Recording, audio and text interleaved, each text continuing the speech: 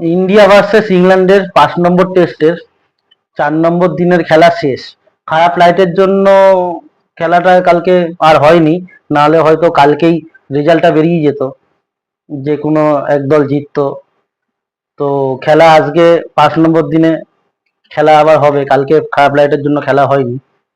তো ইংল্যান্ডের জিততে আর 35 রান বাকি, ইন্ডিয়ার 4টে উইকেট। ইংল্যান্ড এখন 339 রানে 6 উইকেটে 76 ওভার 2 বল হয়েছে। তো ইংল্যান্ডের 3টে উইকেট কিন্তু 110-15 রানের মধ্যে পড়ে গেছিল। তো ওখান থেকে সেই মোহাম্মদ সিরাজের ক্যাচটা, হ্যারি বুক তখন 19 রানে ছিল, ক্যাচটা ধরে বাইরে চলে যায়। হ্যারি বুকের ওই সময় উইকেটটা পড়ে গেলে হয়তো ইংল্যান্ড এত রানও করতে পারতো না, তার আগেই অল আউট হয়ে যেত। তো এখন ক্যাচ হতে পারে ও ইচ্ছা করে করেনি, কেউ ইচ্ছা করে করে না, ও বলটা ক্যাচ ধরেছিল, ক্যাচ ছাড়েনি, তো পাটা বাউন্ডারি বাইরে চলে যায়।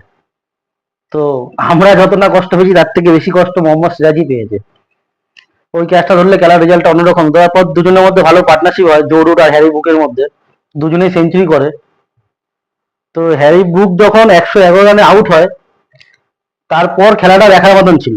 প্রসিদ্ধ কৃষ্ণা বেথেলকে 5 রানে আউট করে, তারপরে খেলাটা দেখার মতন ছিল। মানে টেস্ট ক্রিকেট এটাকেই বলে। মানে মনে হচ্ছিল যে এখান থেকে ইংল্যান্ড আরামসে ম্যাচটা জিতে যাবে, আরামসে ম্যাচ বের করে নেবে।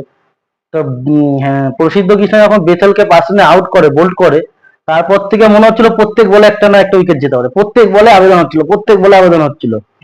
তো একদম খেলা জমে উঠেছিল। এটাকেই টেস্ট ক্রিকেট বলে। যখন তখন একটা টিম কামব্যাক করতে পারে, যখন তখন। তো সেকেন্ড সেশনে উইকেট পড়েনি, থার্ড সেশনে খেলা দেখার মতন ছিল, দেখার মতন।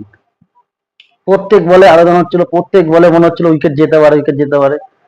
তো ওখান থেকে মোহাম্মদ সিরাজ, প্রসিদ্ধ কৃষ্ণেরা সত্যি ভালো বল করেছে। এখনো ইংল্যান্ডকে 35 রান করতে হবে। তো আমরা দেখেছি সে ইন্ডিয়ার ব্যাটিং বলো আর ইংল্যান্ডের ব্যাটিং বলো, যে লাস্ট 30-40 রানের মধ্যে কিন্তু 6-7 উইকেট পড়তে দেখেছি, ইন্ডিয়ারও ইংল্যান্ডেরও ফার্স্ট ইনিংসে। তো আশা করি 35 রানটা ইংল্যান্ড করতে পারবে না, ইন্ডিয়া তার আগে 4টে উইকেট নিয়ে নেবে। খেলার শুরুতে 5-7 ওভারের মধ্যে 2 উইকেট মোটামুটি নিতে পারে, তাহলে কিন্তু খেলা এমনি জমে উঠেছে। তো জানি না কেন মন বলছে ইন্ডিয়া জিতবে, আর ইন্ডিয়া জিততে পারলে কিন্তু টেস্ট সিরিজটা ওখান থেকে ড্র করে ফিরতে পারবে। তো এখন মোহাম্মদ সিরাজ, প্রসিদ্ধ কৃষ্ণা, জাদেজা, ওয়াশিংটন সুন্দর, আকাশদীপ, এদের হাতেই সব। আশা করব যে কালকে যেই সিচুয়েশনে খেলাটা শেষ হয়েছে, সেখান থেকেই আবার সেম অ্যাগ্রেশনে, সেম সিচুয়েশনে খেলাটা শুরু হবে, আর ইন্ডিয়া জিতবে। তো কালকে যখন বেথেল আউট হলো, তারপর থেকে খেলাটা দেখার মতন ছিল, দেখার মতন। মানে অসাধারণ খেলা, একেই টেস্ট ক্রিকেট বলে একদম। তো আজকে ইন্ডিয়াতে সেখান থেকেই শুরু করে, ফার্স্ট সেশনেই রেজাল্ট বেরিয়ে যাবে। তো সেখান থেকে দাঁড়িয়ে অ্যাজ এ ইন্ডিয়ান তো চাইবো অল টাইম যাতে ইন্ডিয়া জেতে। তো 35 রানে আর 4টে উইকেট 35 রানের আগে আশা করি ইন্ডিয়া ফেলতে পারবে।